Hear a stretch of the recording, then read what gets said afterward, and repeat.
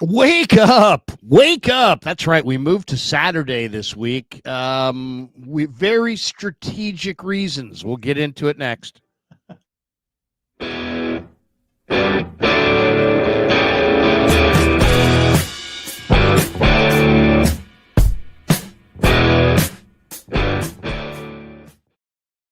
Good morning indeed. Welcome to Wake Up. It's great to have you here. Like and subscribe across both channels, The Krug Show and Damon Bruce Plus. Thanks for being here. Yeah, I think Kyle Shanahan used an awful lot of strategy to lose his backpack with the playbook in it before the Super Bowl that was found by Art Spander, right? Isn't that the same sort of strategy that you were using, Larry, as you went down to Levi Stadium, but totally forgot your laptop yesterday, which is why Wake Up is on a Saturday. You never seen anybody swear so much in the middle of Milpitas as me yesterday, as I was like, "What the son of a!" Well, it was that kind of a 2-minute exchange with myself, and I'm just like, because Friday is a big morning for me. I stream with you at 9. I stream with Chase Senior at 10:45, and they're both very, very popular streams. They're streams that I very much enjoy. And I got up out of the rack to get on the road to get down there.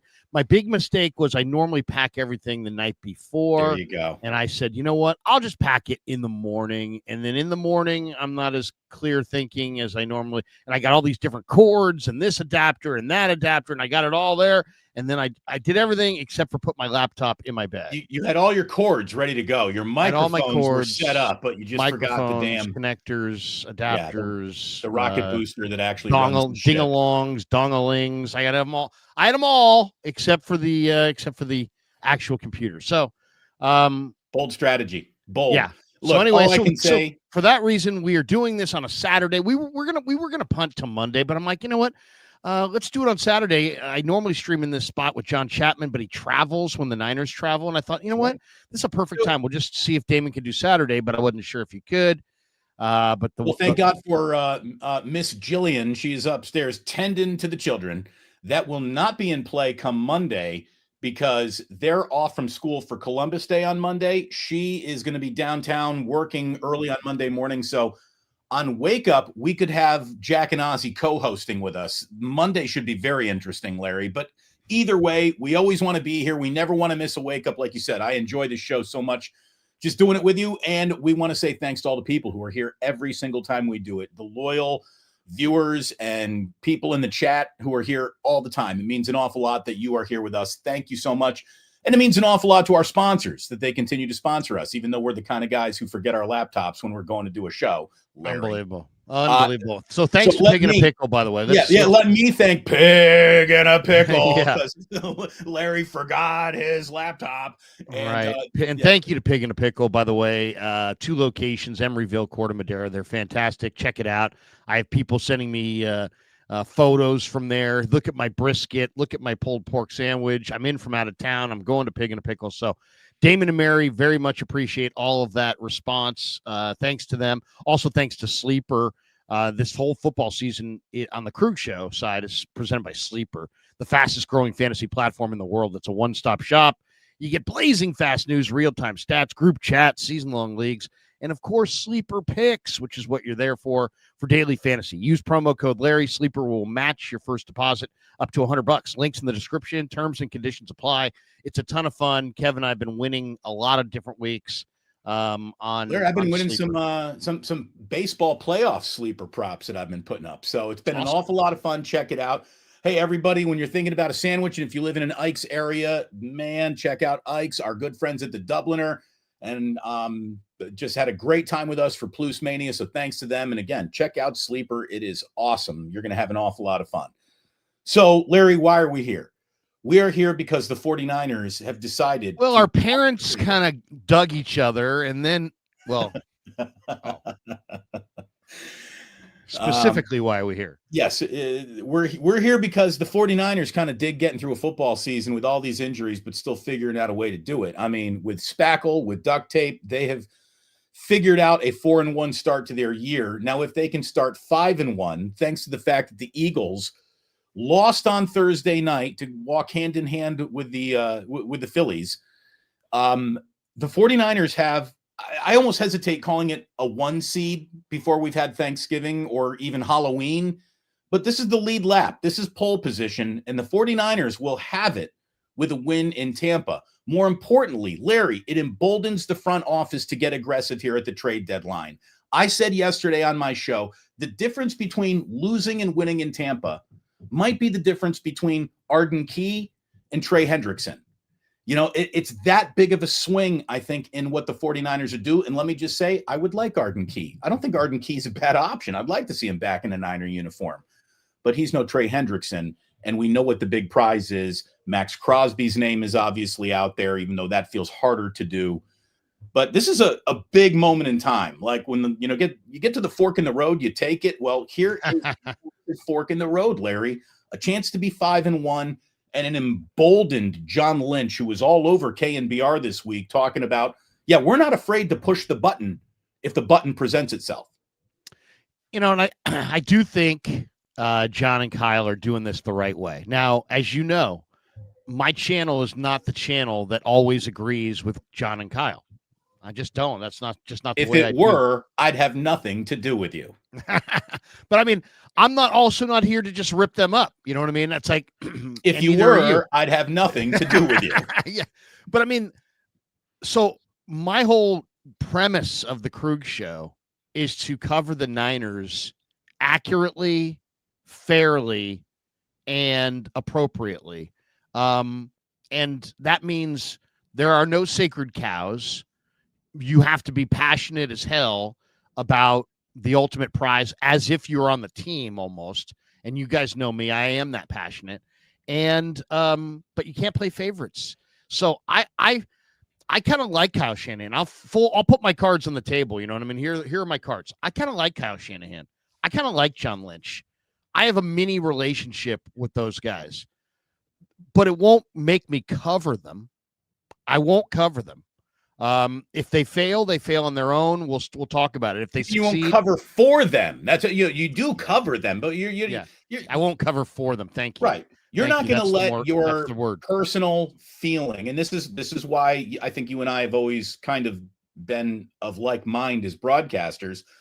Hey, we're going to try to get along with the people that we cover, but we're not going to let a friendship stay get in the way of us saying this kind of isn't right now when that happens. And that's that old saying, the old most powerful saying, Damon, it is what it is. Oh, I hate to say that. I mean, it's like the only people that aren't subject to it is what it is are your kids when they're little. You can't go up to Jack and Ozzy and be like, hey, there's no more Otter Pops. It is what it is. You know what I mean? Oh, by the way, how have we not thought of this? Plus and a pickle. Yes. How have we not thought of that? Why don't we call it Plus and a pickle? We should call this the Plus and a pickle. Maybe we should put that in the thumbnail from now on. Plus and a pickle. I'll tell Kev. But yes. So it's my long-winded way of saying, if the Niners deserve to be ripped, I'll rip them. I don't enjoy it, but I will. And if they deserve to be praised, I will praise them. Yes. And I won't hold back in that praise either. And I want to praise them on this front. I think they're approaching this trade deadline exactly the right way. And I mean it by this. Shanahan was asked about it the other day, and he's like, there aren't a lot of trades, and he was downplaying it. He was poo-pooing it. He was basically saying he was doing good sales, which is under promise and over deliver. Right. And John the last Lynch thing you want is a head coach jumping at his podium, excited about the trade deadline. Do not do the Farhan Zaidi. There will be no player too big for us to consider. There will be no trade too elaborate for us to consummate. And then, you do absolutely jack shit, sign AJ Pollock, and watch him get one hit before you cut him. I mean, that's your overpromise, under-deliver. Never got one hit, Larry. You're overselling. He never reached first there base. You go. AJ Pollock never reached first base in a Giants uniform unless he touched it during batting practice. Yeah. So, I mean, that's what you don't do. Farhan Zaidi might have been a genius. I mean, I think people way overstated that, by the way. He's a genius. He's this, he's that. Really? I don't think so. trading for Will Wilson and taking on $13 million of Zach Cozart was like your creative move. You made a bunch of donkey nothing moves. He was a terrible GM. You have to manage your clients' expectations. He got the Giants fans all hot and bothered every trade deadline and did nothing ever of significance and a ton of moving parts that amounted to nothing. So he didn't understand sales, but the Niners do. And Lynch, he says these guys are salesmen. When they're on the radio on KMBR, they're selling. When they're on, in front of a microphone, they're selling. They're selling their program to their fans, to their players, to the media, to everybody, to the owners. They're selling their program. And Lynch is like, hey, look, we got to earn the right to make this trade. In other words, we're not there yet. The trade deadline's a month off. We'll see where we're at in the 2 weeks prior. But then he also went on the radio yesterday and said, hey, look, I'm kicking tires. I'm talking to people. We're having very good conversations. In other words, I'm John Lynch. I popularized the midseason trade. Damn right we're going to be active. Now, the question is, to what extent and what do they want to do? Shanahan set the parameters when he talked. He said, hey, look, if we can find a guy that absolutely, without a doubt, makes us better, so that means they're not looking for incremental improvement. They're looking for significant improvement and doesn't cost us a lot next year. So in other words, let me define that for you. We need to invest our first-round draft choice in Trent Williams or in the backup for the replacement for Trent Williams, a left tackle. So we will not and cannot and should not trade our number one pick. If we can get a really good player that helps us this year without trading our number one pick, we're down. We're interested. We're all ears. If we have to trade that number one pick, we're probably out. And I'm okay with that. And I think 49er fans should accept that as responsible leadership of this organization. I would then, but my follow-up question is, for who, for what? Yeah, well, that's why you and I are here. Right. That's why we can talk. That's what the the pig and the Palouse is for. Because look, there are a lot of guys out there that giving up a first-round draft pick would be, that'd be in bad investment, chasing bad money. You don't do it. Trey Hendrickson might be that guy. He might be that guy. Max Crosby, certainly that guy. Now, what do you need from that guy? You need that guy to be signed, healthy, and productive, right? Right. Really productive, really and signed. So that's the only thing with Hendrickson is that I agree. I would make that move and give up a big capital for him if I had him signed, but I absolutely wouldn't if he's just a free agent at the end of the day. I would think that it would be a situation where you'd sort of backdoor with the agent. Hey, we're going to put you in the best situation you've ever seen in your football life, and you're not going to want to leave it. So just come on out here. And I think you're going to like being a 49er. That's the way I would approach it with them. Because again, if they actually signed him to a deal, you'd have to give more to trade for him. The fact that he isn't signed for next year, I think, lends that trade to maybe happening more than a guy like Max Crosby, who, again, all that dead money on the Raiders books, plus Mark Davis is not going to do a trade with the Niners. Why don't we just not talk about Max Crosby, because Mark is never going to let that happen. It won't happen. Mark would make a written plea that he'll never go to PF Chang's again before he would trade Max Crosby to the Niners. Yeah, and we all know he's going to be at PF Chang's at the bar tonight. So come on. So look, just real quick. So we know who the big prizes are. Probably too big to shoot at. Like I said, Arden Key is a name that I think would make sense. I think we can take all existing New York Giants who we were dreaming about a year ago, maybe off the table, because Jackson Dart and Cam Scatteraboo have just woken up that franchise in the last couple of weeks.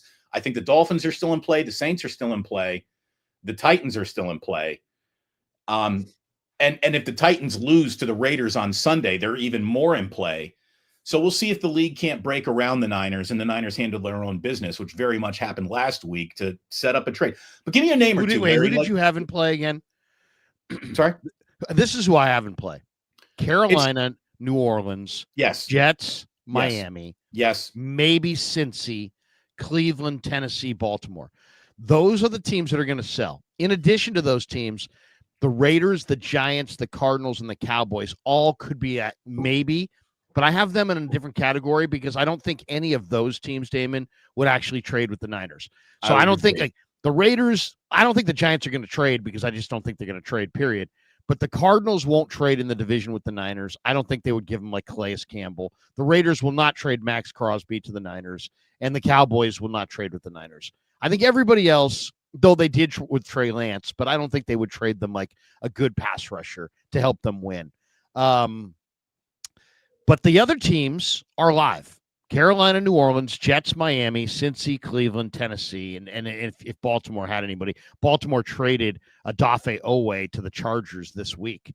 So they've already begun their sell-off. Eric DeCosta. Larry, we always pause for new members when they come in, and D-Ray just joined the Krug show as a member. So we stop and we applaud that. That's a Hello, kind of D-Ray. channel support. Good morning, D-Ray. That's a level of channel support that officially needs some acknowledgement when it happens. Thank you very, very much for supporting what Larry and I do.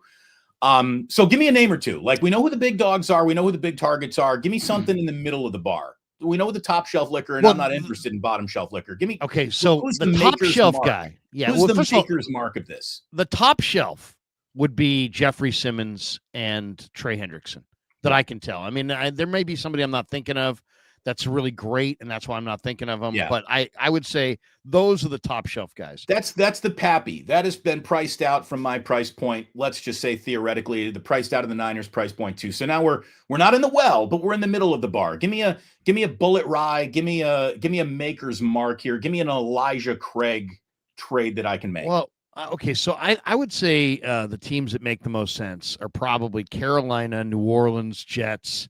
So let's talk about those teams. New Orleans, for example, has Carl Granderson, who's from high school, went to high school in Sacramento, good edge rusher. They also have Davin Godchak and Cam Jordan. So they have like three guys on their defensive line. They're probably not going anywhere. They also have, if the Cam Niners Jordan's the most gettable, isn't he?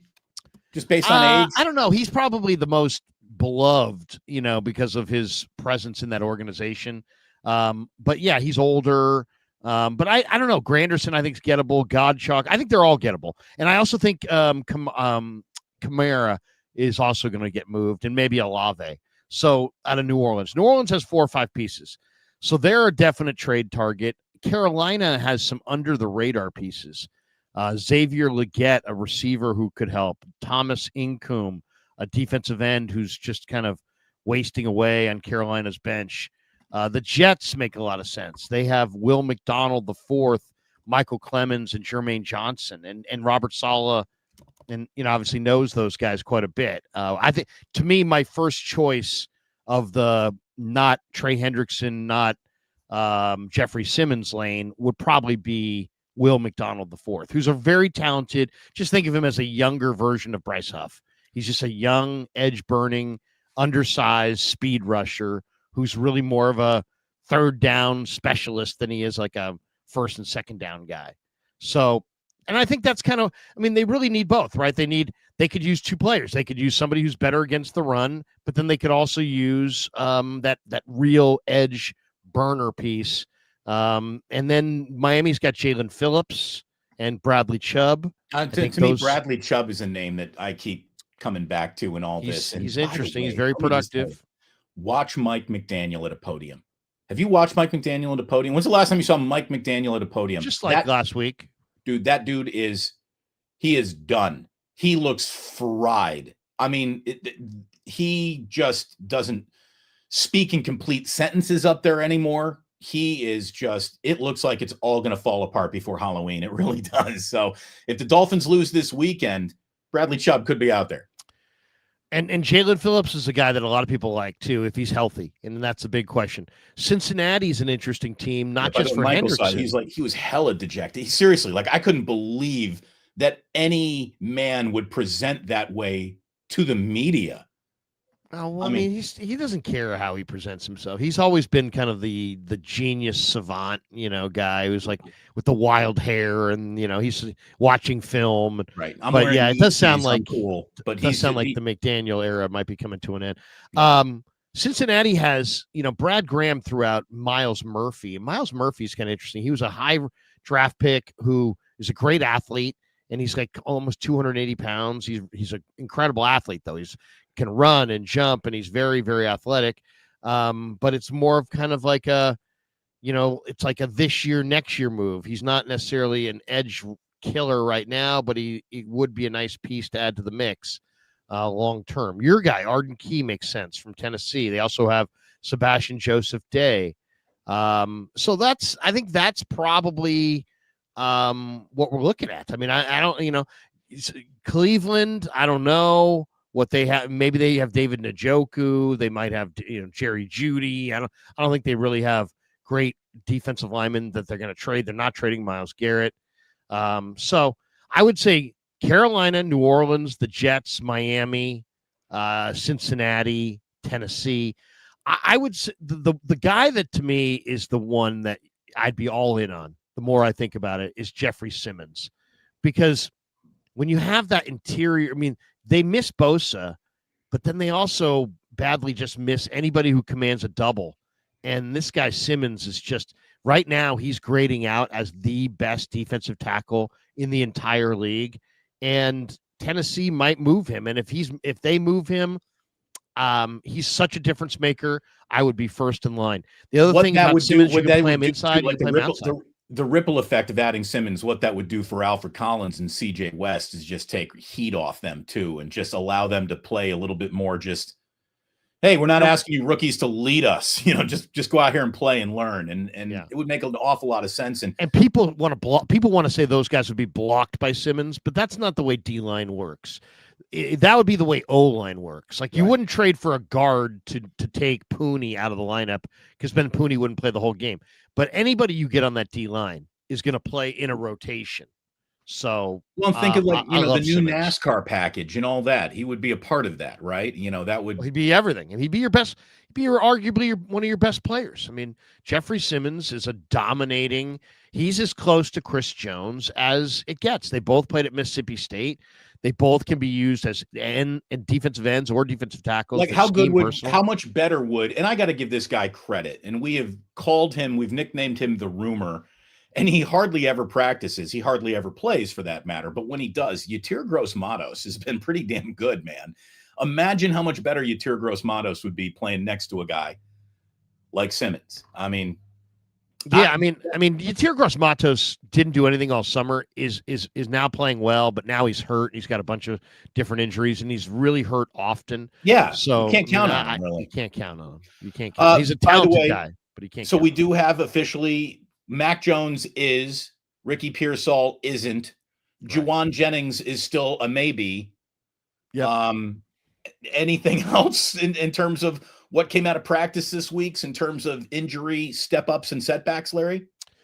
It's a good question. Let's see. Here's what I know this is the latest. It sounds like Alfred Collins, Davis, and Kevin Givens are all playing.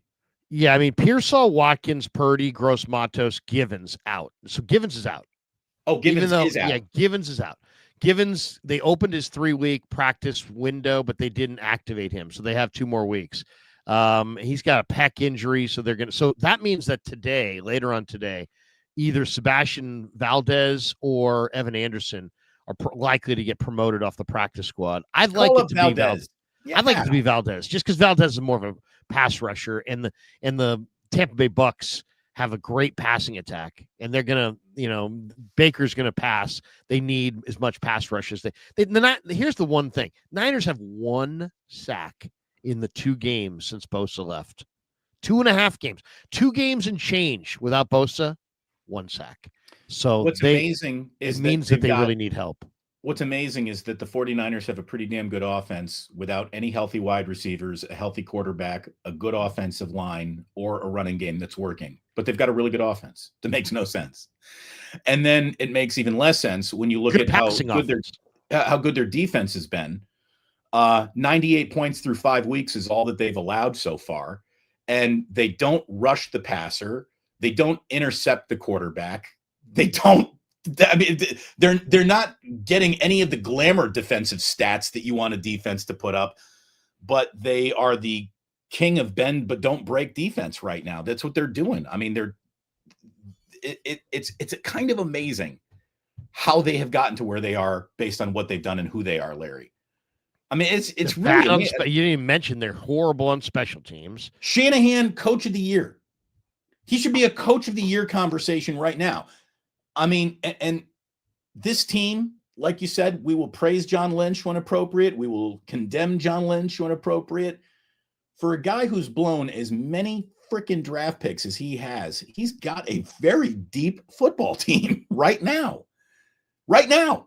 The 49ers are deeper than they've ever been right now. The guys who are playing this weekend in Tampa, should the playoffs start and everyone be available, half of them won't even be playing because you'll have starters who are better than them out there. That's the exciting thing about this Niners team. Yeah, they brought in some good backups. I mean, Mac Jones is saving their season. I mean, let's be completely honest about that. If they hadn't added Mac Jones, they'd be hurting. Robert Saleh, I think, has allowed this defense to have. He's applying Band-Aids like Jillian. My boys will run upstairs and be crying, and she'll just bust out a box of Band-Aids. The kids aren't even bleeding, but you put Band-Aids on the kids, they feel better. And that's what Robert Saleh's done. Nick Bosa's out. You want to talk about something that we got wrong here, Larry. So you figure, all right, Nick Bosa is now out of the equation. What's your math going to look like? Well, math says you're going to blitz more. Nope. Robert Saleh has blitzed less since Nick Bosa has been out. He just drops back. He plays that, what is it, the cover 6 or whatever he's got out there now, and it is just, it's working. It's keep everything in front of you. Don't give up the big play on the outside football. And for the 49ers, it's worked enough. Now, the team that they're playing blitzes like a drunk guy trying to get to a bar at a bachelor party. The Tampa Bay Buccaneers are the total opposite of how the 49ers play defense. They're going to be sending dudes everywhere after Mac Jones. So hopefully Mac Jones doesn't get nearly as hit and beat up as he did last week. That guy was tough as nails last week. To ask him to be tough as nails 2 weeks in a row, it's a big ask. Hopefully they do some better pass protecting for Mac this weekend. He's got to get the ball out quickly. But here we go. I mean, this is a huge football game. It was moved to the national window for a reason. And then when the Eagles lost on Thursday night, it just made the price of poker on this game higher. So, well, the key is going to be what the key is always going to be in a football game is turnovers. I mean, in an NFL game, turnovers are everything. And it's bigger this week than normal. Why? Because Tampa's offense does not turn it over. Their offense turns the ball over 3.8% of the drives. That's the second lowest rate in the NFL. So when you're playing a team that doesn't turn it over, no, you can't turn it over. And the Niners, by the way, we'll see what they do defensively. The Niners defense struggles to get turnovers. They've only forced 5 turnovers in 5 games. They haven't forced an interception in 12 games. All 5 of their turnovers have been fumble recoveries. So I mean, here's the thing. I really don't care how the turnover happens. Just get that ball, steal the possession. I don't care if it's a fumble recovery or an interception, but I'm sure Diamador Lenore. Hey, Malik Mustafa, he's back this week. Maybe that gets you your first interception of the year. What I do know is for the first time on the schedule, the pendulum of, hey, how's that other team doing is sort of swung in the 49ers direction, just in terms of the Buccaneers have been banged up too. They're going to be without Chris Godwin. They're going to be without Mike Evans. And Mike Evans is a future Hall of Fame receiver. Huh? Bucky Irving. They're going to be without Bucky Irving. Zion McCollum, Benjamin Morrison. I mean, they're beat up on the corner. Linemen. Yep. Yeah, they're beat up. And look, you cover Puka, you can win this game. You don't let a Puka go crazy on you. You can win this game. Now, easier said than done. Everybody else has looked at Tampa Bay and said that same thing, right? and they've done a lot of winning. They are good. Yeah, I mean, Puka is the best rookie receiver we've seen in a long, long time. He's as good as Malik. He's as good as Malik Neighbors was his rookie year in New York. Oh, he's better, way better. I'd say he's way better. I'd say he's better than him. Some people would say Jamar Chase. I'd say he's better than him. I think he's the best rookie receiver we've seen in the NFL since Randy Moss, and that was 1998. So it's been a while, and this guy's just an amazing player. He was never even considered the best receiver on his college team, and here he is now in the NFL, and he's just totally, thoroughly awesome. And there's just no way around it. I mean, there's nothing accidental. There's nothing like, he's not really that. No, he is really that. Right. There's no illusion happening here. He's big, tall, fast, catches everything. Catches everything. That's a nice formula. Big, tall, fast, catches everything. And not only that, he's got these like little hezzy moves and shoulder fakes, and he's one of those guys that he's got these, like, if you watch him, he's like a veteran. He's like a veteran receiver in a rookie's body. So he's got all the rookie advantages in that he's fresh and bouncy and explosive, and he's got all the freshness of a rookie receiver, but he's got all the nuance of a veteran receiver, and he does these tiny little things with his route running that free him up. You make him a ridiculous tough cover. So it's going to be a challenge. I actually kind of think, though, the 49ers in all these matchups, like against Puka last week, against this guy this week, when I look at the Niner corners, I'm always thinking, oh, they're in trouble. But then, when I watch the Niner corners, and I'm like, between Stout and Green and Lenore, they got three guys there that can mirror you, that can run up and down the field with you, that are usually quicker than the receivers they're guarding. I don't really have any fear about the Niners. I mean, it's not like, oh, they're set because they don't rush the passer. I mean, the 49ers are 29th in the NFL in sacks. The Niners only have 6 sacks. By the way, Upton Stout ready to go? I know he was limited this week in practice. Hopefully he's ready to go. He's limited, but he's going to go. So limited are Kalia Davis, Jennings, Upton Stout, Mac Jones, Mustafa, and Alfred Collins. But they're all probably likely to go. That's good. So that's the 50-50 group, but those guys are all likely to go. But I mean, I'll tell you what, though, it really is. It's about just one guy, and if he's out there, things can happen. If he's not out there, you can be, 6-11 like you were last year. Does everyone who's watching right now understand that Christian McCaffrey is one of the 10 best football players you'll probably ever see in your lifetime? That's who he is. Christian McCaffrey is the man. There's a very famous, I was talking about this on the show yesterday, there's a very famous Bruce Lee clip, and it's him talking about being like water. Water is the most powerful thing in the world. It can fill any vessel. It can take any shape. It can take any form. It can be healing. It can be it can be, it can make a situation better. It can be overwhelming. It can be a tidal wave. It can be the most destructive force in the world. Water. Be like what? Christian McCaffrey is like water, Larry. Anywhere you need him, he can give it to you. Hey, we have literally abandoned the running game because we cannot run the football. Christian, you're averaging the fewest rushing yards per carry of your career. So what are we going to do about that? Christian McCaffrey's like, oh, it's cool. I'll be like water. I'll just turn into the best wide receiver that you need. And that's what he has done. He's averaging a career high 77.4 receiving yards right now. That's the most by any running back in the season going back 40 years. The next highest was Marshall Faulk back in 1999. I mean, we're talking about the dawn of Peyton Manning and that Colts offense really cooking. This is Marshall Faulk before, Marshall Faulk was the best football player in football for a long time. Christian McCaffrey is unbelievable. I don't think we appreciate him in real time like we should. This guy's one of the greatest 49ers of all time, and he's only been with the team for 40, 50 games of his career. I mean, if the Niners are going to win this game, he's going to be the reason. He's going to be one of the major reasons. So Tampa Bay has given up the 3rd most receiving yards to running backs in the league. CMC has 387 receiving yards. And if you say to yourself, that sounds like a lot, it's 117 more yards than any other running back in the league.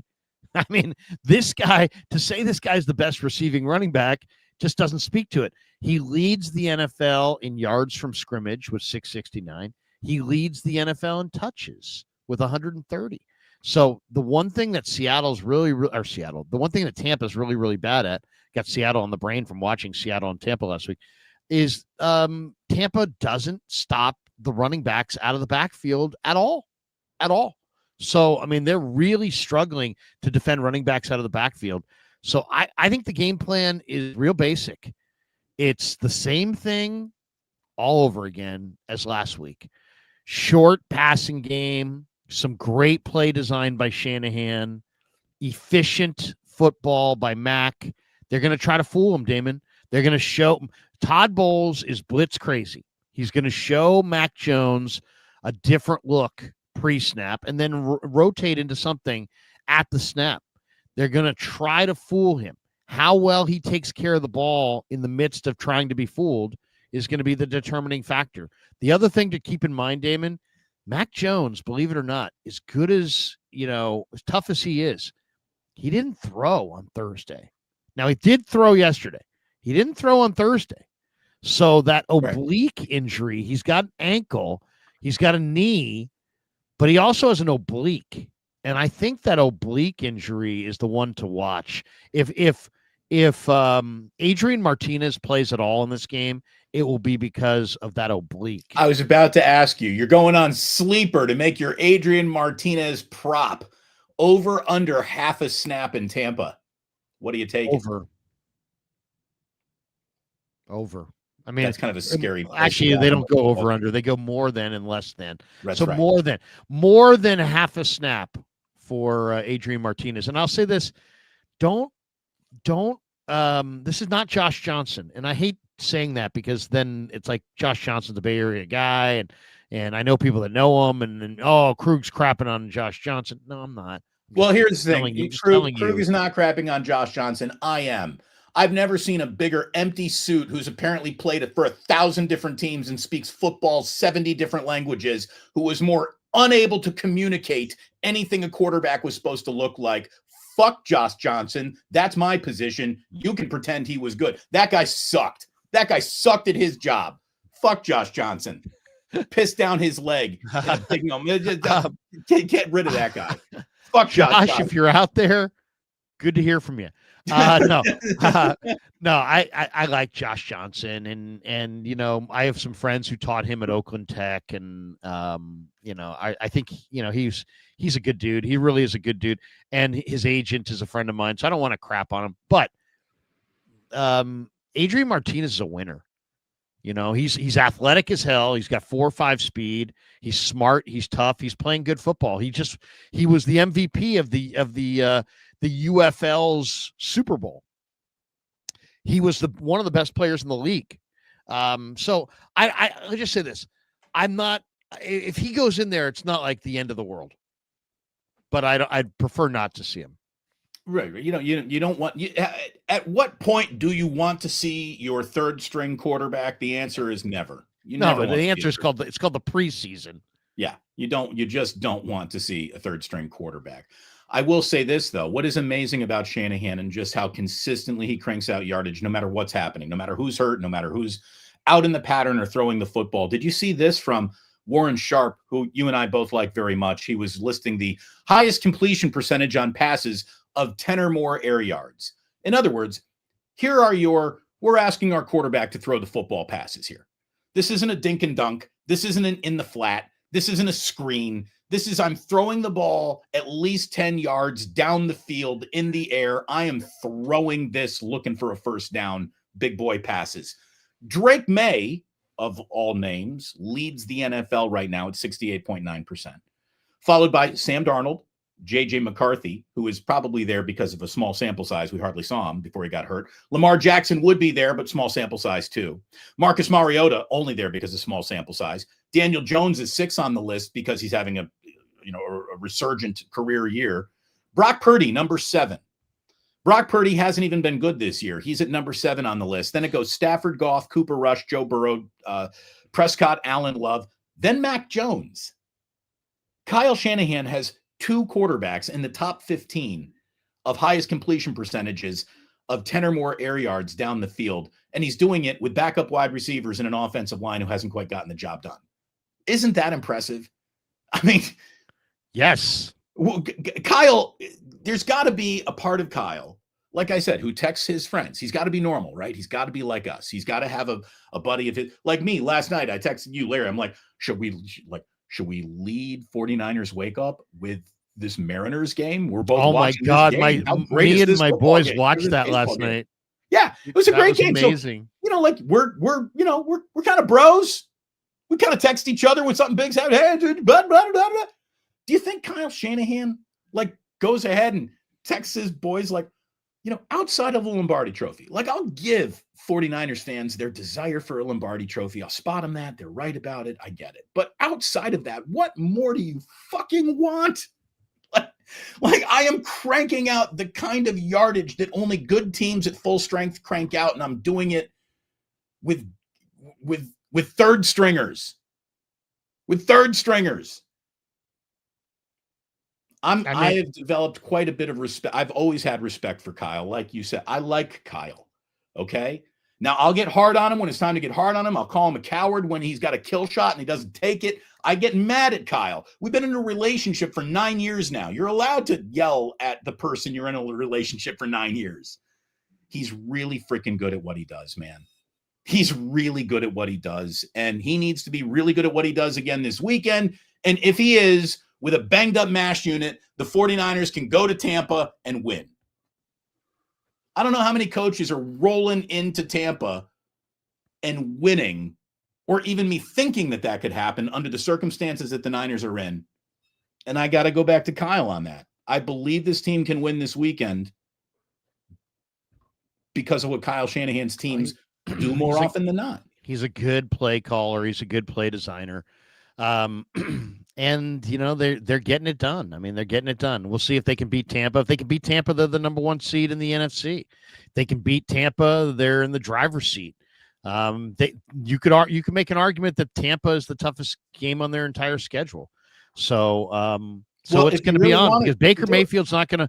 One thing about Baker Mayfield is he's not going to wither. He's not going to cower. And Egbuka's real. And even without Evans, without Godwin, they got enough. And it's going to be a really, really good game. But yes, the 49ers can win this game. Absolutely. Dude, since you want to know a bar bet you would lose, I would lose it too. But I walked into any bar and said, I will pay you, $100 for every single one of these you can get right. The best winning percentages in the NFL since 2020. Let's see. I got 1, 2, 3, 4, 5, 6. I got 6 teams here, Larry. Give me the 6 best winning percentages in football since 2020 over the last 5 seasons. Go. You get $100 for everyone you get right. Go. John Harbaugh. Ravens in. Andy Reid. Chiefs lead the list. 773 winning percentage since 2020. Eagles. 4th on the list. Niners. No, last year took them off the list. Wait, what's the list again? I thought they were winning percentages in football since 2020. Rams? No. Nope. Lions? Nope. Vikings? Nope. Packers? Yes, Packers are on the list. So it's Chiefs, Bills, Packers, Eagles, Ravens. I figured you would get all of those, and you mostly did. Packers was the slip up. Tampa Bay Buccaneers. Tampa Bay Buccaneers tied with the Baltimore Ravens for the best winning percentage since 2000. Tampa Bay has been operating one of the best franchises in all of football in plain and open sight with nobody noticing for years now. Oh, I mean, they have a good GM. They have a really good GM. By the way, I'm going to share the screen on this. RSF 49ers put this out. The 49ers are in the market for a pass rusher and are expected to check on the availability of Trey Hendrickson per Diana Rossini. Let me see exactly when that went out. I mean, that went out 2 hours ago. So this is fresh. All right. So there you go. Niners are getting Trey Hendrickson. No, I'm just kidding. Calm down.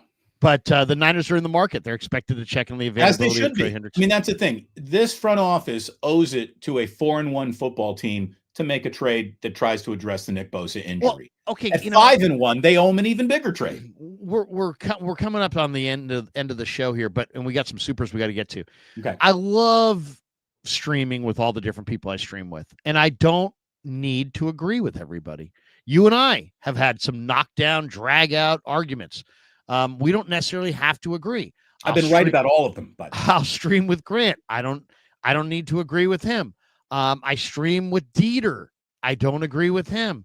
One of the ones, though, that I disagree with the most, that Dieter gets me on every time, and it's starting to bleed into KMBR. I took calls on this the other day on the radio, is he's all about this 2026 thing. And like the Niners are more into 2026 than 2025. And I just am in the camp that says that makes no fucking sense. Trent Williams may not even be here next year. I mean that was a philosophy that was pre-Bosa injury. Bosa wasn't going to be better next year than this year. Kittle, Warner, CMC, all of the Niners' best players for the most part are not going to be better in 26 than 25. And so I like this idea of going after Hendrickson. I don't want to give my number one pick, but if I could get Trey Hendrickson without giving my 26 number one pick, I'm doing it. And I'm absolutely doing it. I think you should do it. Get Trent Williams that ring, man. What is this about? This is about getting Shanahan, Lynch, the Niners, the Niner fans that are in their 20s that have never seen a title, all the great players on this team that have played through blood, sweat, and tears. Go get Trey Hendrickson for all of us. Look, man, all I can tell you is that 2026 is going to be an important year for the 49ers, but it's not nearly as important as 2025 is today. Today. You can't worry about 2026. 2026 is coming no matter what. 2025 has given you an incredible head start on the rest of football. You're 4-1, could be 5-1. You represent the top seed. That is not the time to be talking about what's next. You start talking about what's now when you're in the position that the 49ers are in, especially and Brock Purdy gets healthy and plays again, and Ricky Pearsall gets healthy and plays again, and Brandon Ayuk gets healthy and plays again, and George Kittle, who's going to the Hall of Fame, is going to play again. And I think this young offensive and defensive lines are going to get better as the year goes along. Like, the direction that this is all pointed in is outstanding. Like, I don't want to get too ahead of myself, Larry. If the 49ers can be this good while they're this bad, what might they be should they actually get a good roster together, a healthy afternoon of football underneath their belts? Here's another little nugget. The Niners plan on opening quarterback Curtis Rourke's NFI window to return soon, according to Kyle Shanahan.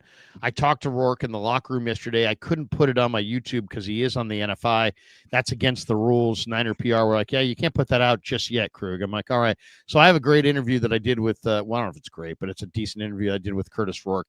But we could be seeing him soon, Damon. The Maple Missile, who's grew up in Canada, roots for the Raptors, roots for the Blue Jays, is very excited about the Blue Jays run at the World Series, by the way, and grew up watching Canadian football and playing Canadian football, 12-man ball. We may see the Maple Missile this year, maybe. What do you think? It could happen. Let me tell you, every time I watched him at IU, I kept on saying, I think this guy might be a pro. I think this guy might be a pro. And the 49ers saw the same thing I did. Now, if we can forget about that and talk about the single biggest regular season game in Indiana football history, I got a day here, Larry. I got a sports day that I haven't had in my life in like a decade. I've got Indiana playing the biggest football game it's ever played at Oregon. If we lose, that's what's supposed to happen. If we win, I might be running around San Francisco naked. I mean, this is what an opportunity for IU to go up to Oregon, 2 top 10 teams. It's a monster. Then the Chicago Cubs are 9 outs away from the NLCS. Oh my God. I got a big day today, Larry.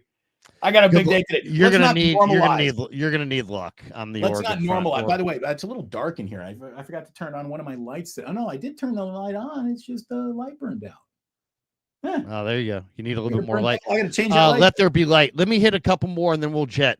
We got this. We want to share the screen on this one. Let me see if I have it. Screw you, Haberman. Screw you, Michelle Haberman. No, don't be my friend today, Michelle Haberman. The 49ers worked out 3 quarterbacks and 4 receivers yesterday. Desmond Ridder, Nathan Peterman, and Quentin Dormady. Dormady played in the XFL, UFL, CFL, Central Michigan, Houston, Tennessee, son of a coach. Nathan Peterman played with the Raiders. Desmond Ridder is played for Arizona, the Raiders, Cincinnati, Minnesota. So the Niners are looking at other quarterbacks. And they also brought in Antoine Juice Wells, Eli Pancol, Eric Ezukanma, and Andrew Armstrong, wide receivers for workouts. Of that group, Antoine Juice Wells is one of my favorites from Ole Miss. Really good run after the catch receiver, 4.5 speed. And then Andrew Armstrong is a 6'4", 210-pound receiver from Arkansas, who's got good ball skills, led the SEC in receptions and receiving yards in 2024. So he is a player, played at Arkansas. So anyway, look for the Niners. I mean, they're kicking tires on all the available players out there, receiver and quarterback, as the need is severe. Look at everybody, do your due diligence in the famous words of Brian Sabian, and not a single one of those names is going to affect the season in any way. There's nothing but donkeys on that list. No, it's a good list. I mean, Juice Wells and Andrew Armstrong are definite players. All right, we have one more mention here that I've got to get out here. I want to make sure that we give some love to Habis Law. They're a great sponsor of the Krug Show. 1-800-INJURED. They will fight to make it right. The Krug Show is presented by Habbas Law. Omar and Tarek Habas are great friends, and they do a fantastic business. And if you're in a tight spot and you need a good lawyer, you need Habbas Law. If you need someone in your corner, man, call the firm that insurance companies hope you never call, Habbas Law. They're going to fight to make it right. Visit them on the web at habislaw.com. 1-800-INJURED. All right. On that note, let's hit our supers and bolt for the door. Rob Schneider says, you see Crabtree saying Cap gave him nightmares for 7 years for throwing the ball out of bounds in the Super Bowl. Wonder what Cap is doing right now. Cap is being Cap, telling everybody that he wants to play in the NFL. Pringle. I don't believe him, by the way. I don't believe him. I mean, come on.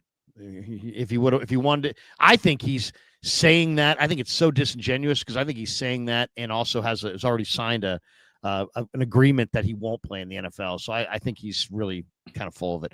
Pringle says, should we try to get Olave with Granderson or stick with BA and the B team at wide receiver? Really wondering how he'll look. Also, when is Cowing and Watkins back? I think Cowing and Watkins will be back within the next 3 or 4 weeks, and I don't think Olave is coming to the Niners. D-Ray, awesome, new member. Though. Thank you, D-Ray. D-Ray drops a donation there. Anthony Catania is one of our sponsors as well. Sharp Corners, sports cards, and collectibles. Great guy, and they have a great sports card place there at 205 Cypress Avenue in Pacific Grove, California. Anthony's at 831-521-5264, and he's a great follow on Instagram, Sharp Corners 831 on the gram. He says, good morning, guys. Love the show. Walking my dog on this beautiful Monterey morning.